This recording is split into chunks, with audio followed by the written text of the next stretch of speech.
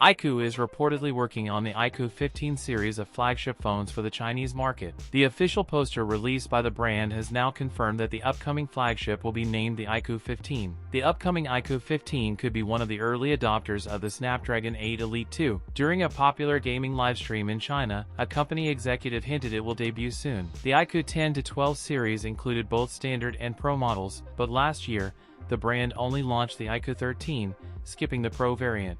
According to reports, the upcoming iQOO 15 series will consist of two models. That the standard model will be joined by an Ultra edition. The standard model will feature a 6.85-inch flat Samsung display with LiPo technology. This is a new display packaging tech that will allow the screen to sport slimmer, symmetrical bezels, an ultrasonic in-screen fingerprint sensor, and an IP68/69 rated chassis. The phone will have a 50MP periscope telephoto camera with 3x optical zoom, powered by a 7000 mAh plus battery with 100W charging. That's it for today's video. If you enjoyed it, don't forget to like, comment, and subscribe for more content. Thanks for watching, and I'll see you in the next one.